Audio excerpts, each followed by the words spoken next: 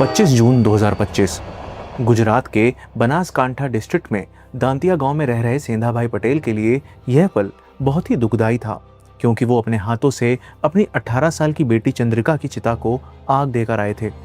ऐसे मातम के माहौल में शामिल होने आए पड़ोसी, नाते रिश्तेदारों और गांव वालों ने जब चंद्रिका की मौत की वजह जानना चाहा तो सेंधाभाई ने बताया कि उनकी बेटी हार्ट अटैक से खत्म हो गई है। चूंकि देश में कम उम्र के लोगों के हार्ट अटैक से डेथ के इंसिडेंट्स इतने कॉमन हो चुके हैं कि इस बात पर यकीन करने में किसी को मुश्किल भी नहीं हुई।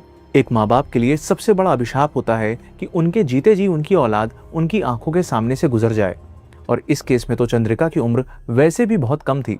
जिंदगी में मिले इस घाव के दर्द को बढ़ा रहा था यह ख्याल कि 11 दिन पहले ही चंद्रिका ने अपने करियर की नींव रखी थी। पढ़ाई लिखाई में होनहार चंद्रिका का 14 जून 2025 को नीट एग्जाम का रिजल्ट आया था, जिसमें उसने 478 स्कोर किया था, जो उसके लास्ट ईयर के 380 के स्कोर से कहीं बेहतर था। चंद्रिका अपने इस रिजल्ट से काफी खुश थी, क्योंकि उसे विश्वास था कि इस स्कोर से उसे कॉलेज में एडमिशन मिल जाएगा, जिससे वो डॉक्टर बनने के अपने सपने को पूरा कर पाएगी। लेकिन जिंदगी के इम्तिहान में मौत कब उसके सपनों के साथ उसकी जिंदगी को कुचल कर चली जाएगी, इसका अंदाजा किसी को नहीं था।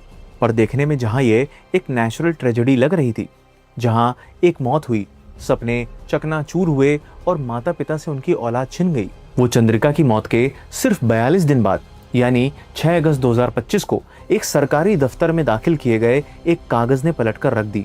उस कागज ने दिखाया कि कैसे सनक, अंधा जुनून और हक जताने की सोच के जहरीले कीड़े जब किसी के दिमाग में घर बना लेते हैं तो वो अपनों को ही दुश्मन समझ बैठते हैं और उनकी खुशियों के साथ उनकी सांसें तक छीन लेते हैं। 21 फरवरी 2025 पालनपुर, गुजरात। पालनपुर के बस स्टैंड पर खड़ी चंद्रिका हॉस्टल वापस लौटने के लिए बस के आने का वेट कर रही थी। चंद्रिका पालनपुर में नीट एग्जाम की तैयारी करने के लिए आई थी और वहां एक हॉस्टल में रह रही थी। उस दिन बहुत देर तक बस का इंतजार करते करते जब कोई बस नहीं आई तो ढलती शाम और होते अंधेरे के बीच चंद्रिका के पास लिफ्ट मांगने के सिवाय और कोई चारा नहीं बचा था। चंद्रिका लिफ्ट मांग ही रही थी कि तभी वहां बाइक से गुजर रहे 23 साल के हरेश चौधरी ने चंद्रिका को लिफ्ट मांगते देख अपनी गाड़ी रोक दी। चंद्रिका ने हरेश को अपनी सिचुएशन बताई, जिस पर हरेश ने उसे सेफली हॉस्टल पहुंचाने का एश्योरेंस देते हुए लिफ्ट दे दी। अपनी गट फीलिंग से चंद्रिका को हरेश एक डिसेंट लड़का लग रहा था और हॉस्टल से बस स्टॉप की लंबी दूरी के बीच हुई दोनों की बातचीत ने चंद्रिका के दिल में हरेश के लिए एक अच्छी इमेज बना दी थी। और ना सिर्फ चंद्रिका बल्कि हरेश को भी यह एक पुराने कनेक्शन जैसा लगने लगा। नतीजा, हॉस्टल आते आते दोनों ने एक दूसरे से अपने मोबाइल नंबर्स एक्सचेंज कर लिए। बस स्टॉप में यूं दोनों का मिलना कोई कोइंसिडेंस नहीं, बल्कि नियति में लिखी उनकी कहानी का एक हिस्सा था, क्योंकि इसके बाद से ही दोनों एक दूसरे से कभी मैसेज तो कभी कॉल पर ढेर सारी बातें करने लगे और यही बातें फिर मुलाकात और मुलाकात से प्यार में तब्दील हो गई। 18 साल की चंद्रिका और 23 साल के हरेश दोनों के बीच शुरू हुई इस रिलेशनशिप में हरेश ने अपने पास्ट को चंद्रिका से छुपाया नहीं और उसने शुरुआत में ही चंद्रिका को बता दिया कि वो शादीशुदा है और उसका एक बच्चा भी है। लेकिन रिलेशन बिगड़ने के चलते अब वो अपनी पत्नी के साथ नहीं रहता है और न ही उसका अपनी पत्नी से कोई संबंध बाकी है। हरेश की इसी सच्चाई से चंद्रिका न सिर्फ उससे और प्यार करने लगी बल्कि उस पर विश्वास भी करने लग गई थी। गुजरते वक्त के साथ दोनों इस गहराते प्यार के बीच जिंदगी भर साथ निभाने का वादा भी कर बैठे। दोनों साथ में घूमने फिरने भी लगे। कभी वो माउंट आबू गए तो कभी महसना घूमने चले गए। लाइफ के इस फेज से चंद्रिका बहुत खुश थी। वो दिन भर नीट एग्जाम की तैयारी करती और शाम को फ्री टाइम में हरेश के साथ वक्त बिताती। पर जहां सब कुछ सही चल रहा था, वहां 3 महीने बाद खेले गए एक दांव ने चंद्रिका की जिंदगी की किताब के पन्नों को उसकी जिंदगी के आखिरी पलों में तब्दील कर दिया। 3 महीने बाद 5 जून 2025 परेशान हालत में चंद्रिका का परिवार गुजरात के थराड़ पुलिस स्टेशन जाता है और रोते हुए बताता है कि उनकी बेटी चंद्रिका मिल नहीं रही है। जैसे तैसे खुद को संभालते हुए चंद्रिका के पिता सेंधाभाई बताते हैं कि चंद्रिका 1 महीने पहले नीट एग्जाम देने आई थी और तब से वो अपने घर पर ही रुकी हुई थी और कल यानी 4 जून 2025 को वो घर के काम से बाहर तो गई थी पर तब से वापस नहीं लौटी है।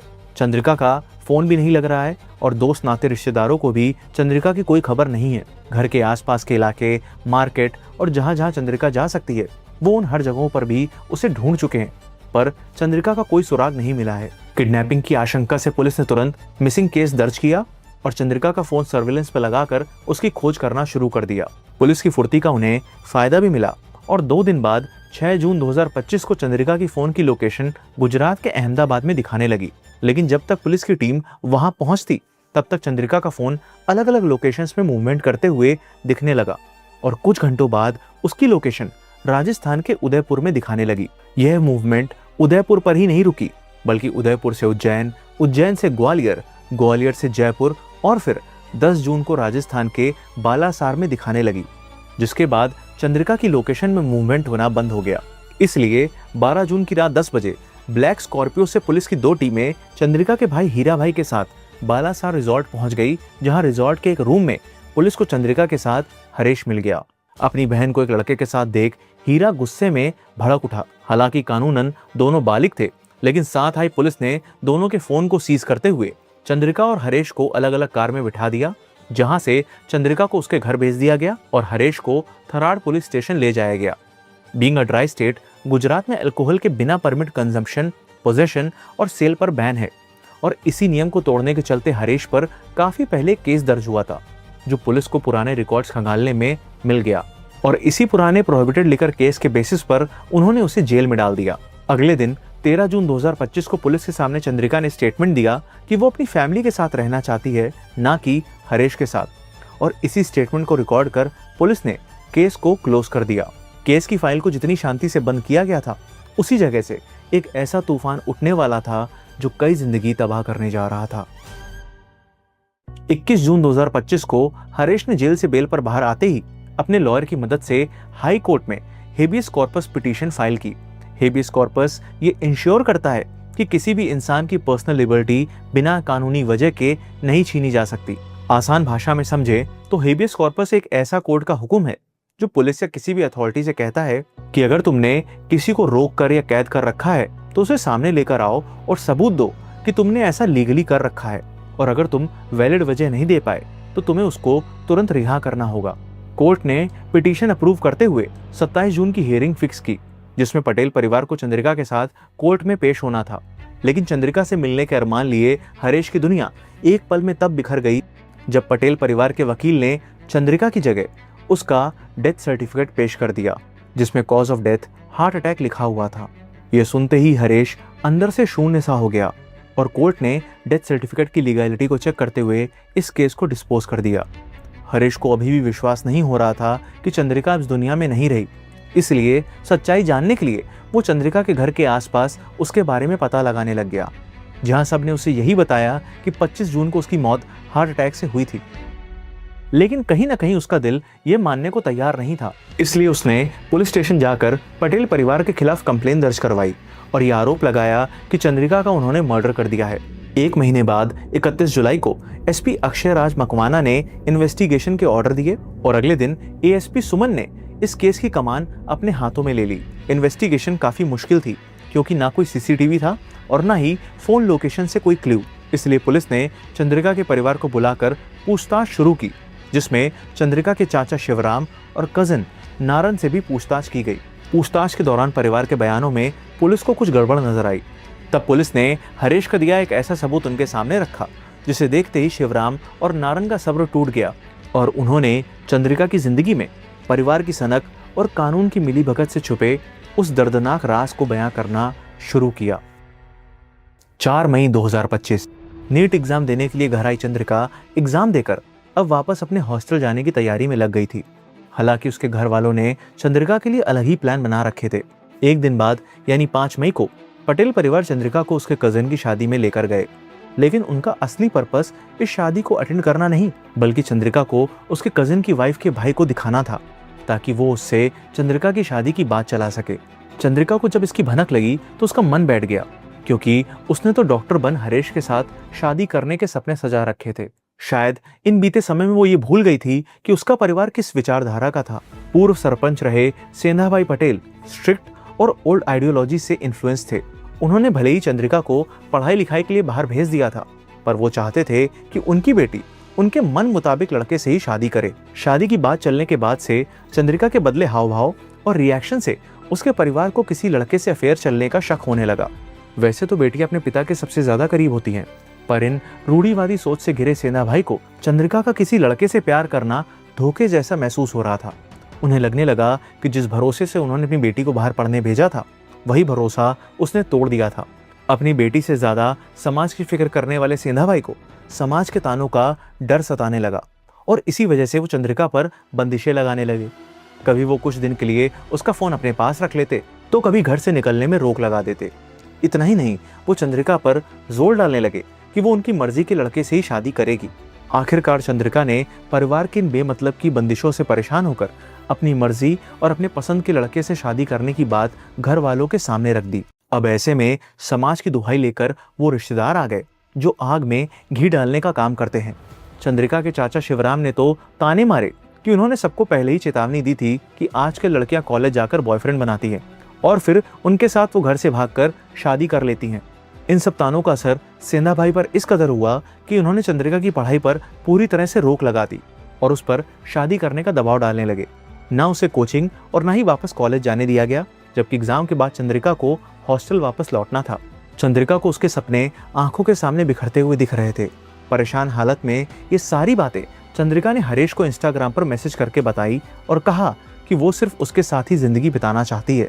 15-20 दिन बाद हरेश और चंद्रिका ने फाइनली साथ में भागने का प्लान बनाया। 4 जून 2025 को चंद्रिका सबकी नजरों से बचते हुए चुपके से हरेश के साथ अहमदाबाद निकल गई, जहां दोनों ने अहमदाबाद मिर्जापुर कोर्ट में लिव इन एग्रीमेंट फाइल कर दिया। पेपर वर्क पूरा होने के बाद दोनों उदयपुर, उज्जैन, ग्वालियर, जयपुर घूमते हुए राजस्थान के बालासोर के एक रिजॉर्ट में रुक गए, जहां उन्होंने उसी शहर में सेटल होकर परिवार के साथ बातें सुलझाने की कोशिश करने का फैसला लिया। उधर चंद्रिका की फैमिली ने मिसिंग कंप्लेंट दर्ज करवा रखी थी, लेकिन असल में तो चंद्रिका अपनी मर्जी से हरेश के साथ गई हुई थी।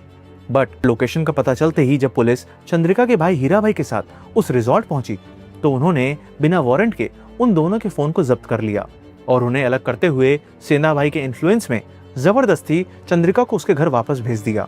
गाड़ी में चंद्रिका बार बार कह रही थी कि मुझे अपने परिवार के साथ नहीं जाना, मुझे हरेश के साथ ही रहना है, पर बालिग होते हुए भी उसकी एक नहीं सुनी गई। पुलिस ने उसे उसी घर में छोड़ दिया जहां से वो अपनी मर्जी से निकली थी। सेंधा भाई पटेल के प्रेशर में पुलिस ने हरेश के खिलाफ पुराने रिकॉर्ड्स खोदने शुरू किए और जब उन्हें कुछ बड़ा हाथ नहीं लगा तो उन्होंने उसके पुराने प्रोहिबिटेड लिकर केस के चार्जेस को उठाकर उसे जेल भेज दिया।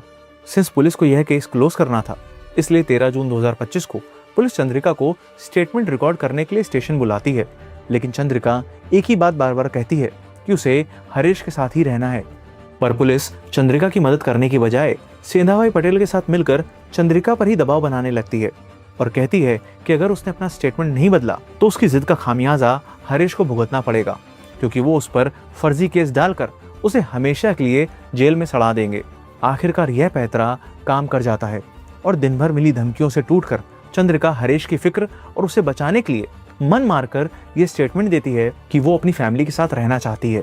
अगले दिन 14 जून 2025 को चंद्रिका का नीट का रिजल्ट आया, जिसमें उसने अच्छा स्कोर किया था और उसे यकीन था कि उसको कोई ना कोई कॉलेज मिल ही जाएगा। पर जिस सफलता पर एक पिता को गर्व होना चाहिए था, वहां पर तो वो इसे अपनी बेटी की आज़ादी का रास्ता मान रहा था और उसे डर था कि इस पर चलकर वो उसकी इज्जत को मिट्टी में मिला देगी।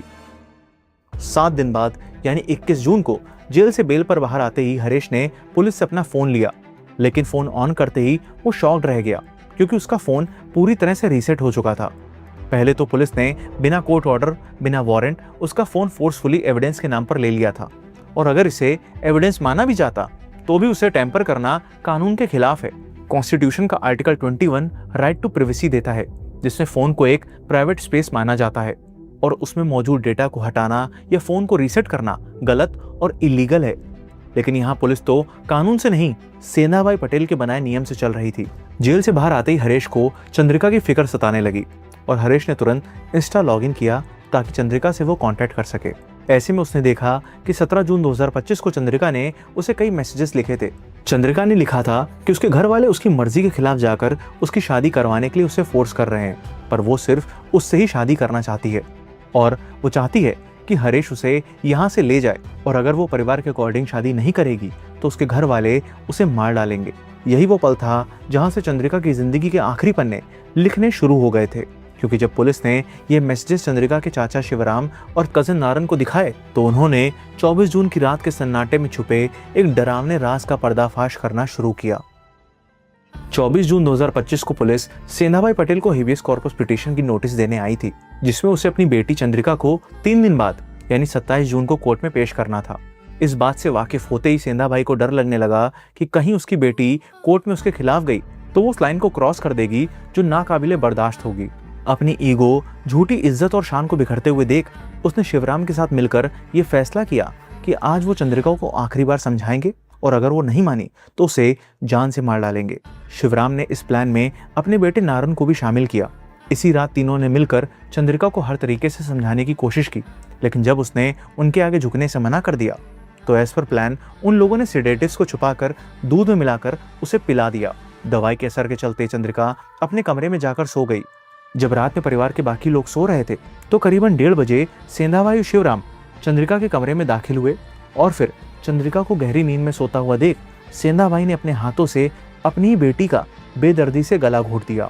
चंद्रिका की जान लेने के बाद उसने नारन और शिवराम के साथ मिलकर बॉडी को घसीट स्टोर रूम में लेकर आया और गले में दुपट्टा बांधकर उसे पंखे से लटका दिया। अपनी साजिश को छुपाने के लिए तीनों अपने अपने कमरों में सो जाने का नाटक करने लगे। सुबह 4 बजे तीनों ने स्टोर रूम में जाकर शोर मचाया और बाकी परिवार के सामने यह ड्रामा रच दिया कि चंद्रिका उन्हें वहां पर मरी हुई मिली है। फिर इज्जत का हवाला देते हुए सबने फैसला किया कि असली बात कभी सामने आनी नहीं चाहिए। इसलिए सभी ने एक सुर में यही कहा कि चंद्रिका की मौत हार्ट अटैक से हुई है, ताकि उसका पोस्टमार्टम ना हो और उनका राज छुपा रहे। इसी वजह से ना तो पालनपुर में पढ़ रहे उसके छोटे भाई को खबर दी गई और ना ही किसी रिश्तेदार को। बस सुबह 6 बजते ही जल्दी में उसका अंतिम संस्कार कर दिया गया। क्राइम को कवर अप करने के लिए सेंधाबाई ने अपने कनेक्शन का यूज करते हुए फेक डेथ सर्टिफिकेट भी बनवा लिया, जिसमें cause of death heart attack लिखवा दिया गया। पुलिस को दिए इन कन्फेशन के बाद पुलिस ने शिवराम और नारन को तो अरेस्ट कर लिया, पर तब तक पकड़े जाने के डर से सेंधाबाई फरार हो गया। चंद्रिका की मौत के पीछे सिर्फ उसकी फैमिली नहीं बल्कि पुलिस भी उतनी ही जिम्मेदार थी। चंद्रिका जिस पुलिस से इंसाफ की उम्मीद लगाए अपनी बात कहती रही, उसी पुलिस ने उसे मौत के कुएं में धकेल दिया। उसके पास एक लिव इन एग्रीमेंट था जो क्लियरली दिखाता था कि दोनों अपनी मर्जी से साथ रह रहे हैं। फिर भी पुलिस ने उस डॉक्यूमेंट को सिर्फ कागज का टुकड़ा समझ उसके अधिकार को कुचल दिया। पुलिस का फर्ज था चंद्रिका को प्रोटेक्ट करना, लेकिन उन्होंने उसे उसी परिवार के हवाले कर दिया और अंजाम, एक लड़की, उसके सपने, उसकी पूरी जिंदगी सिर्फ इसलिए मिट्टी में मिला दी गई क्योंकि कानून परिवार के प्रेशर और पैट्रियार्की के बोझ तले झुक गया। अक्सर माँ बाप सोचते हैं कि बच्चों को बंदिशों में रखकर उन्हें अपने मन मुताबिक ढाल देना ही सही परवरिश है ताकि समाज में उनका नाम रोशन हो, लेकिन असली इज्जत बच्चों की खुशी और उनके जीने के अधिकार को दबाकर नहीं मिलती। बेटियों पर अक्सर इसका सबसे बड़ा बोझ डाल दिया जाता है कि उनकी जिंदगी के फैसले भी समाज और परिवार तय करे, और इसी सोच से ऑनर किलिंग जैसा पाप जन्म लेता है।